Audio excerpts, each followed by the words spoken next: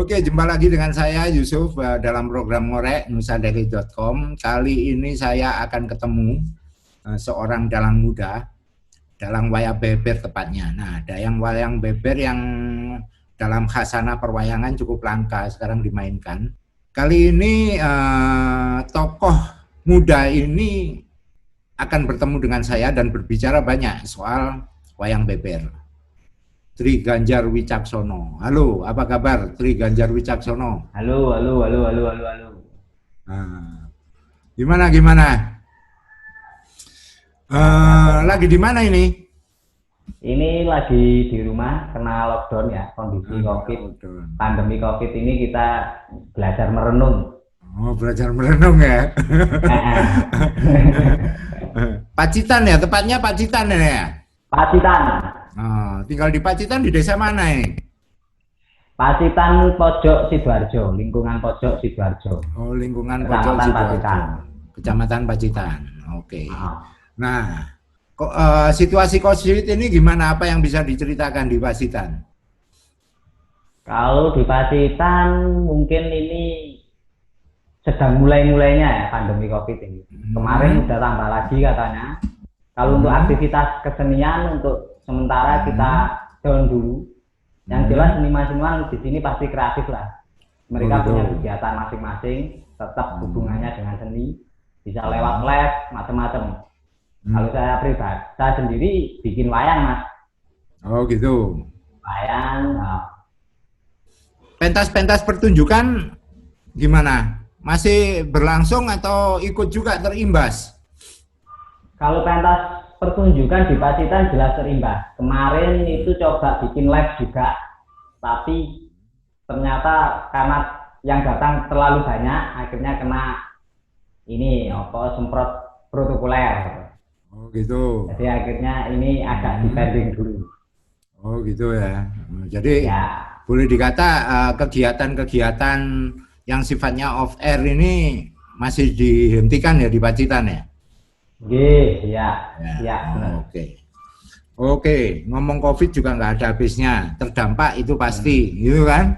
Nah, sekarang bagaimana dunia kreatif ini harus terus berlangsung. Nah, bisa diceritakan ini, kira-kira aku korek dulu perjalanan menekuni dunia pewayangan wayang beber ini seperti apa yang bisa diceritakan? Kalau saya itu kenal wayang beber tahun 2000. Itu kenal sama salah satu pelukis kaca namanya Bu Ning, Hermin Nistianingsih, itu di Solo. Karena ceritanya Panji, lama-lama saya tertarik dengan itu. Karena background saya topeng Malang itu ceritanya juga Panji. Sebenarnya saya tertariknya di Panjinya ya, di wayang beber itu. Begitu saya lihat Bu Ning, saya ketemu Bu Ning, ngobrol, saya disuruh undalan di acara pamerannya Bu Ning, pameran tunggal. Waktu itu di Hotel Sahid. Hotel Sahid di Solo. Nah, banyak yang ngomong, wah ini kok bagus ini, dalamnya gini. Ya, saya semakin dalam. Juga ada yang istilahnya kritik. Karena banyak cerita yang saya ceritakan di wayang bebernya Bumi itu lepas dari pakemnya katanya. Dari situ saya belajar pakemnya wayang beber ke Pacitan. Saya ketemu sama almarhum Pak Mardi. Pak Mardi itu dalang wayang beber yang ke-13. Jadi wayang beber itu tradisi pewarisan. Jadi mbahnya Pak Mardi itu juga dalang, bapaknya juga dalang, sampai leluhurnya. Mulai dari Nolondermo sampai terakhir itu Pak Mardi itu. Oh gitu. Nah, kenapa Pacitan? Apa memang asalnya dari sana atau gimana? Wayang beber satu-satunya itu di Pacitan. Wayang beber yang asli, maksud saya yang umurnya udah tua ya, itu di Pacitan. Karena Pacitan sama Wonosari yang baru banyak, tapi untuk saat ini itu di Pacitan yang masih dipertunjukkan, dipentaskan. Gitu. Di Bali juga ada wayang beber, tapi nggak dipentaskan seperti Pacitan. Jadi Pacitan itu wayang beber era Mataram. Zaman Mataram. Bentuk artefaknya seperti apa? Kira-kira berapa tahun umurnya itu? Ya, kalau di Condro Sengkolo itu Memet Srabi Jinamah ing wong itu bisa dilihat sekitar tahun 16-an, 1691. Oh, jadi 1691. 16 Mungkin berapa abad ya? ya, Tiga, abad 17 ya. tiga. Berarti kalau di Enggak. sekarang Oh, ya kan abad 18 17-an. Mas. Era Mataram. 18-an, era Mataraman ya. Oke. Hmm. Itu masih utuh atau gimana itu? Kalau kondisinya sekarang memprihatinkan. Itu makanya saya pilih sama teman-teman Pacitan, kita bikin gerakan wayang beber itu untuk nyoba ngorok-ngorok lagi bahwa di Pacitan itu ada candi, ada artefaknya yang harus diselamatkan. Kalau kondisinya ya memprihatinkan karena bahannya dari kertas dan umurnya udah sekian abad. Jadi wayang beber itu kan, wayang beber Pacitan itu kan menceritakan Jawa Kembang Kuning. Panji menjadi Jawa Kembang Kuning. Itu sebenarnya untuk penghormatan sama Mas Harendi. Jadi itu nanti ada hubungannya sama Geger Pecina. Gitu. Ya bisa dihitung aja umurnya berapa tahun itu. Oke. Ya, kalau kepedulian pemerintah ya agak kurang sebenarnya. Oke. Makanya seperti Anda inilah yang harus peduli gitu ya. Makanya ini menarik ini, dalang muda menekuni sesuatu yang langka. Nah, yang membuat Anda tertarik dengan itu selain narasi cerita Panji, apa sebenarnya sisi lain dari wayang beber yang bisa diceritain? Yang menarik di wayang beber itu ada istilah tetes. Tetes dalam pedalangan itu, tetes itu jantur. Jantur itu dalang menceritakan, mendeskripsikan gambar itu tadi. Jadi wayang beber itu kan gambar wayang yang diceritakan. Kalau wayang kulit, saya jelek disuluk, suara bercerita saya bisa tutup pakai sabet gerakan wayang itu. Kalau wayang beber enggak. Wayang beber itu sifatnya ini, wayangnya stuck, mandek, statis ya. Ya, statis. Jadi dalang dipacu harus pinter ngomong, pinter ngoceh. Bangun imajinasi penonton itu yang menarik menurut saya, seperti baca relief. Oke. Jadi ibaratnya seperti baca relief ya. Jadi kemampuan seorang dalang harus membangun dramaturgi di dalam konteks narasi cerita itu ya. Gitu. Oke. Pendalaman Anda mengenai membangun narasi dramaturgi di dalam konteks pedalangan wayang beber ini seperti apa? Mungkin pengalaman-pengalaman yang bisa diceritakan. Loh, kalau ngomong dramaturgi wayang kan saya sudah kenal dari wayang topeng. Wayang topeng Malang itu kan juga ada. Wayang topeng sama wayang kulit. Basic saya sebenarnya di wayang kulit. Jadi ketika masuk ke wayang beber itu ya agak ada tantangan tersendiri, Mas. Karena bangun itu tadi, bangun pertunjukan yang statis itu tadi, gimana caranya menjadi menarik, gitu. Oke, nah gimana cara menariknya itu? Gini, dari perjalanan waktu, lama-kelamaan saya nonton wayang beber yang klasik itu. Setelah Pak Mardi almarhum yang meninggal itu, saya nonton mulai dulu. Saya sendiri nonton dulu. Terus saya nyoba bikin cerita baru. Ceritanya kekinian, karena mau tidak mau, setiap hari yang saya tonton, background yang saya tonton itu kan perkotaan, anak-anak muda. Dan nggak ada istilah keraton, raja, pape, itu kan nggak ada. Saya coba bikin wayang beber, ceritanya soal kritik-kritik sosial. Ternyata itu lebih bisa dipahami anak muda sekarang, karena target saya kalau boleh jujur, kalau ngomong wayang itu anak muda. Kalau orang tua-tua jelas pasti tahu wayang. Kalau anak muda generasi yang berikut-berikut itu kan juga harus dipikirkan. Karena ya lewat wayang itu kita bisa mengenalkan nilai-nilai kembali yang mulai kita lupa. Nilai-nilai yang katanya tinggalan leluhur itu tadi. Oke, artinya Anda tidak berhenti di dalam konteks memainkan wayang versi lama ya dalam tanda kutip, tapi justru melakukan eksplorasi terhadap wayang beber itu dalam bentuk kekinian. Nah, seperti apa itu? Dan juga gini Mas, neng wayang beber yang klasik itu kalau bukan keturunan dalang itu nggak boleh. Mentasnya gitu. itu nggak boleh. Jadi alasannya bikin wayang beber baru itu alasannya itu. Oh gitu. Jadi harus keturunan yang memang leluhur diwariskan ya, turun temurun itu. Saat orang lain mau mendekati itu ada syarat-syarat tertentu atau apa? Mendekati maksudnya pengen nonton? Pengen memainkan sebagai seorang dalang yang di luar garis keturunan. Wah itu nggak bisa karena itu nggak bisa. Di Nondorojo sendiri kalau ngomong wayang beber itu namanya wayang leluhur.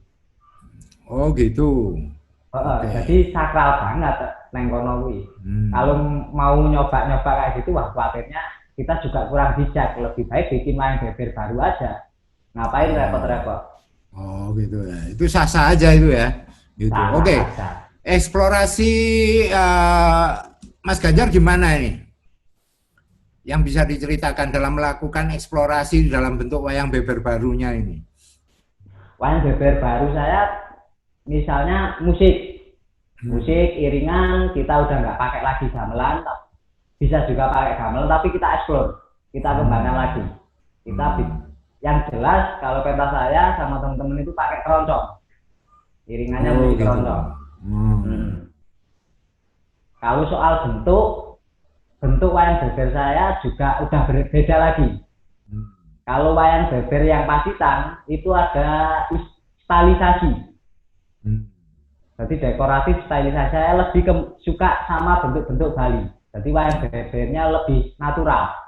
Oh gitu. Ada contohnya yang bisa disampaikan? Seperti apa itu? Oh ada ini. Ini wayang beber proses beberapa. Jadi istilah wayang beber itu satu gulung, satu adegan itu namanya satu jagong. Satu jagong ya. Yang klasik itu ada 24 jagong. Jagong yang terakhir itu nggak boleh dibuka. Jadi satu kali satu pertunjukan ada berapa jagong? Kalau satu kali pertunjukan, kalau wayang saya itu cukup 3 jagong aja udah cukup. Oh gitu. Oke. Karena fokusnya lumayan lama sih kalau ini. Nah, kayak gini. Oke. Bentuk-bentuknya.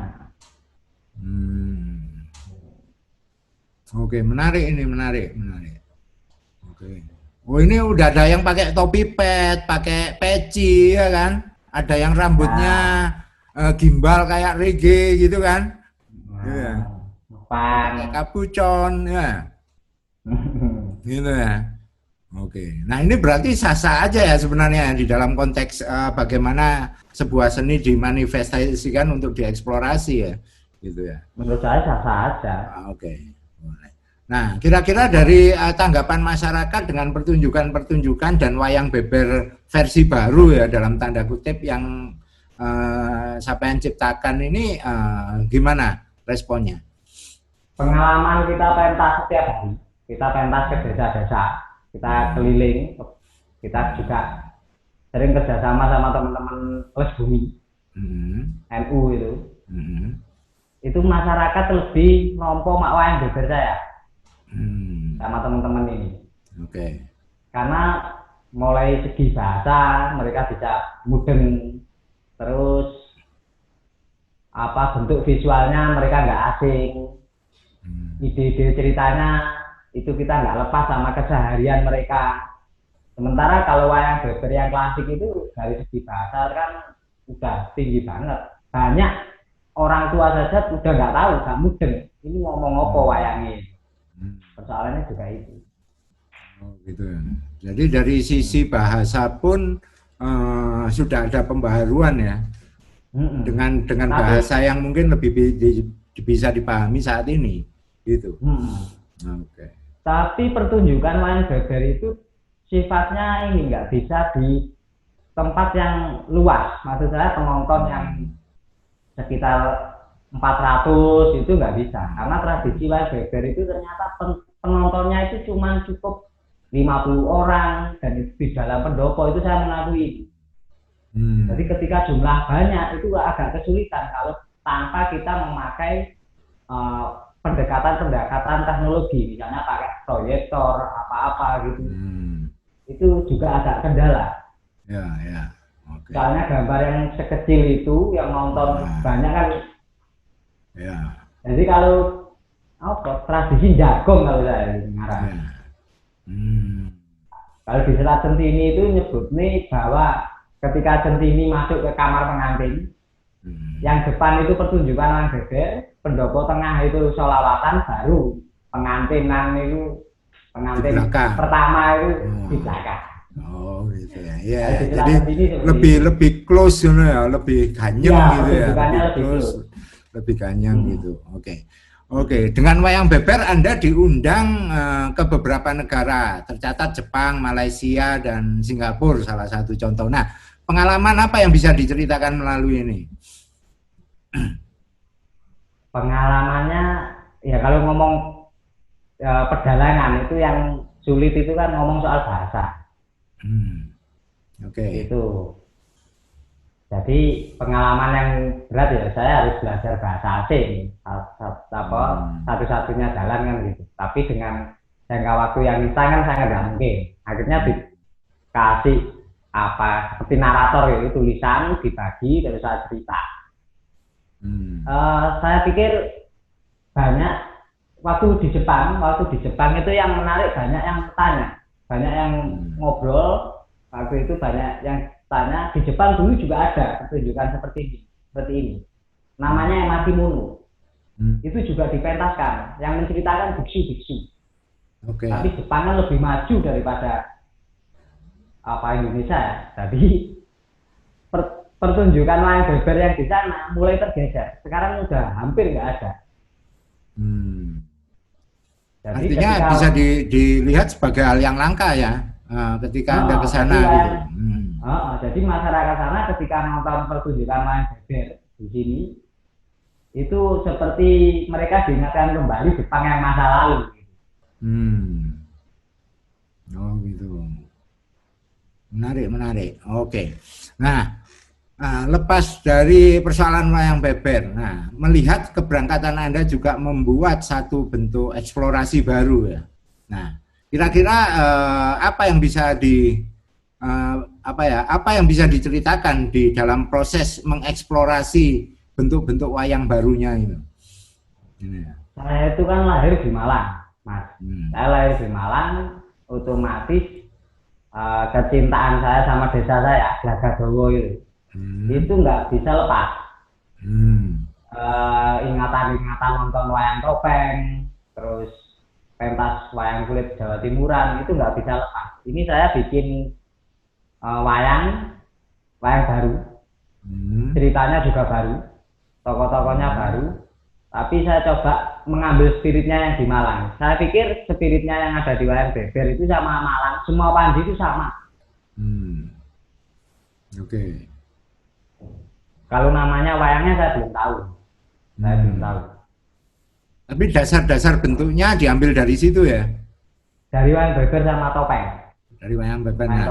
Kombinasinya seperti apa? Ini ada ini.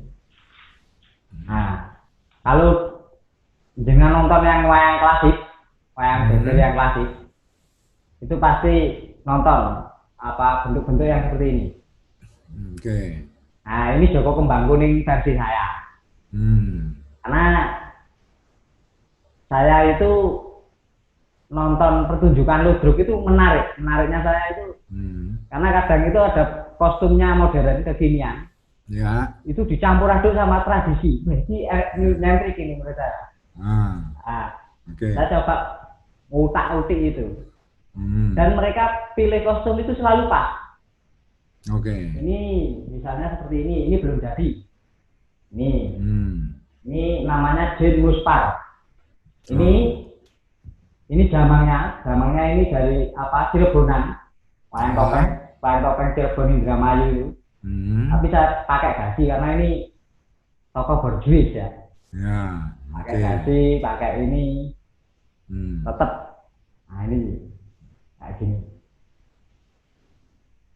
Oke. Hmm. Yang lain? Wah, banyak sekali ini. Nah, coba Ini ditonton ini. ini ada ini.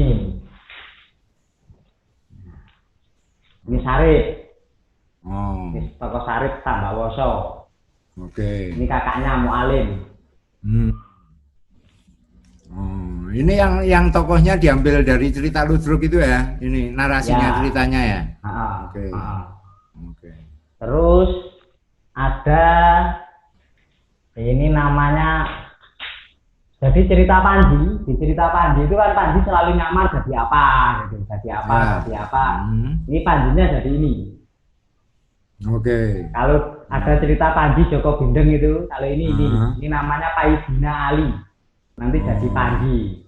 Oke. Ini jatuh cinta sama anaknya Pak Lurah.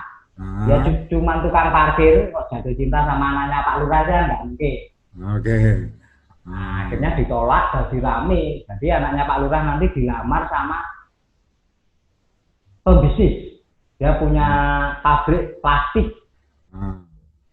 Orang terkaya yang masuk desa, kondang karena jatuh cinta suka sama Dewi Sekar itu tadi. Pilih yang itu. Tuh, Mas, ceritanya, Mas. Oke. Boleh tak ceritake malah orang kalian.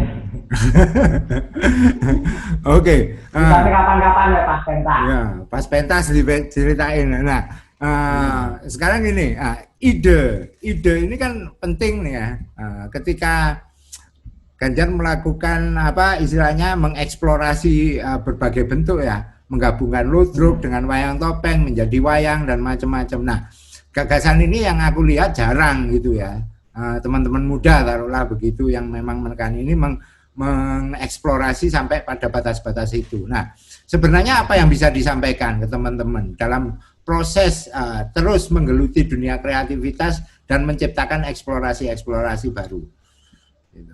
Saya itu lahir di lingkungan seni tradisi, hidup di sana, hidup di seni tradisi. Saya dikenalkan nilai-nilai tradisi. Begitu lambat laun saya keluar dari desa, saya kerja, saya sekolah di Solo, terus saya serawung sama muda. Ketika saya ngomong no Panji, saya ngomong no Sarip, saya ngomong no nilai-nilai yang di Jawa, banyak anak muda yang nggak ngeh. Bikin ngomong apa itu, omongan tua ini. Nah, di situ saya mulai mikir piye carane cacah nom iki ketika tak ngobrol soal Panji, soalnya tetap nyambung seperti orang-orang tua. Nah, berarti kan di situ bahasa saya yang harus saya rubah. Oke. Bahasa ya. Kalau saya bahasa, caranya. Kalau tujuan tetap, tapi caranya apa sih? Ya, sistemnya yang kudu dirubah. Menurutku gitu. Karena yang paling mahal itu menurut saya itu spiritnya. Oke. Spirit dari cerita-cerita itu. Iya. Oke. Nah, kira-kira contoh bahasa yang bisa sampai kepada teman-teman muda itu seperti apa? Bisa ada contoh atau gambarannya? Yo, gini Mas contohnya. Nggak mungkin, kalau orang dulu, bapak saya itu dulu kalau nuturi itu menasehati saya, itu biasanya pakai tembang, lewat tembang kayak gitu. Dia ambil beberapa kata di tembang kayak gitu. Umpamane dedalane guna kelawan sakti, wong itu kudu ada pasor itu kalau saya ceritakan ke anak muda itu nggak mungkin. Mereka pasti bingung gitu, apa gitu. Anda pasar gitu. Kita pakai bahasa yang baru, harus pakai bahasa kekinian saat ini. Kamu kalau kepingin dihormati, belajarlah menghormati orang. Karena kata saling itu kan sifatnya jual beli, lu jual gua beli kayak gitu. Nah kalau kamu menghormati kamu otomatis dihormati kayak gitu. Jadi lebih pakai bahasa sekarang ya, anunya. Oke. Apa itu tidak mengurangi nilai estetika dari sebuah pertunjukan itu sendiri yang memang basisnya taruhlah dalam hal ini Jawa, taruhlah gitu, bahasa Jawa. Menurut saya enggak, Mas. Ya. Oke. Kalau ngomong estetika menurut saya enggak, karena kebudayaan itu kan berubah terus setiap hari. Oke. Nggak mungkin. Nah, kalau nonton wayang yang sekarang aja, nonton yang orang banyak ngomong itu wayang klasik, wayang tradisi, sebenarnya kalau ngomong dibaliknya kepakem, bener-bener kepakem, itu udah nggak ada yang pakem kok. Oke. Dan saya yakin dengan pola pertunjukan yang seperti itu pasti ngantuk. Hanya bocah cacat anak-anak SMKI aja yang sekolah di Karawitan mereka ngantuk. Yang anak Makassar, anak Jakarta gimana? Pasti ngantuk pertunjukan yang seperti itu. Oke, berarti bisa digarisbawahi bahwa wayang dalam bentuk bisa berubah, ya kan? Baik itu bahasanya, baik itu bentuknya sendiri, ada eksplorasi baru dan macam-macam. Yang penting bahwa komunikasi dan nilai-nilai itu tetap bisa tersampaikan ya dalam konteks dalam konteks perjalanan zaman ini. Itu yang penting, gitu ya. Kira-kira seperti yang penting itu. Oke. Bisa nggak dimainkan beberapa? Coba. Gitu. Wah, kalau main itu mahal sih. Ya kan? Nah, kira-kira bentuk baru seperti apa? Mungkin nggak usah panjang-panjang gitu, satu babak gitu. Apakah mungkin ada suluknya juga atau apa gitu? Coba. Anu aja ya. Ini mungkin nggak dalam, tapi ya. Ini kebiasaan orang di desa saya. Oke. Itu bukan. Kalau kemarin itu saya sempat mau copatan sama ada seniman sepuh di Malang itu Pak, namanya Pak Soleh. Saya ngomong soal suluk, saya tanya tembang saya, katanya tembang saya bukan tembang, katanya lagu, tapi saya punya niatan ini saya bikin tembang, karena saya suka bikin tembang. Ini ada beberapa tembang saya. Oke, coba bisa dimainkan. Tembang saya pakai gitar. Oke.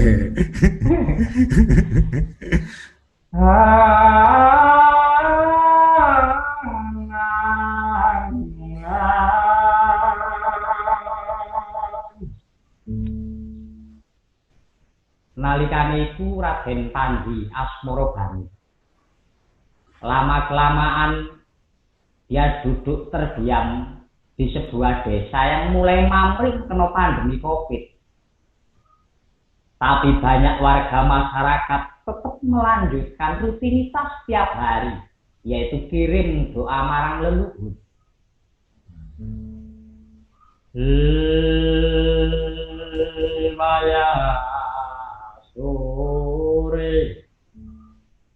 Waya sore Raden Panji nonton wargane.